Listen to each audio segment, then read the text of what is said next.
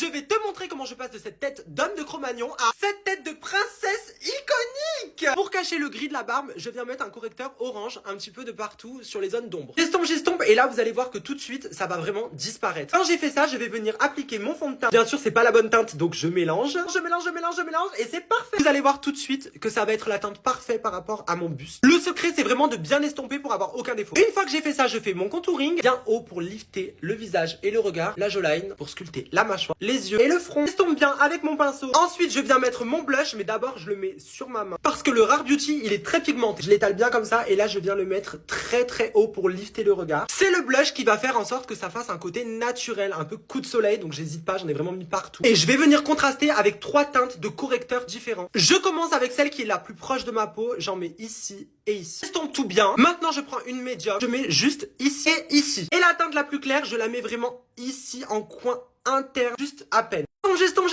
J'estompe, pareil pour le j'essaye de vraiment pas l'étaler, je l'estompe vraiment que en coin interne. Vous voyez tout de suite, mon visage est beaucoup plus féminin alors que c'est pas du tout fini. Ensuite, je viens mettre un petit peu de poudre de chez Make Up For Ever. Quand je dis un petit peu, c'est pas un petit peu, c'est vraiment beaucoup. Il faut que tout ça soit fixé, j'ai une tonne de make-up et je fais un baking, vraiment j'hésite pas. Faut pas que je brille. Je vais venir le laisser poser jusqu'à la fin de mon maquillage. Ensuite, avec une palette de fard couleur chair, je viens prendre cette teinte assez chaude et je viens creuser ma paupière. Vous allez voir tout de suite la différence. Vous voyez tout de suite. Ensuite, je viens prendre ce fard bien plus foncé. Je change même pas de pinceau. Et là, je viens encore plus creuser le coin externe de mon œil. Pour faire simple, je prends un pinceau plat et je prends la couleur la plus claire de la palette. Je le mets là, en coin interne. Maintenant que c'est fait, je vais venir faire mon trait d'eyeliner, mais ça vous allez pas le voir parce que j'ai vraiment trop peur de me rater. Et j'ai bien fait puisque finalement il est parfait. J'ai appliqué mon mascara surtout en bas et là je vais venir coller mes faux cils. Les faux cils c'est fait, maintenant on passe aux lèvres. Avec une lingette démaquillante, je nettoie bien le surplus qu'il y a sur mes lèvres. Voici, je vais vraiment changer de d'habitude. Je viens prendre ce pinceau de chez Kylie Cosmetics et je fais le contour de mes lèvres et ensuite je vais mettre ce gloss assez foncé. Au centre de ma lèvre, je viens mettre un petit gloss Kiko et avec celui-là qui est aussi repulpant de chez Fenty Beauty.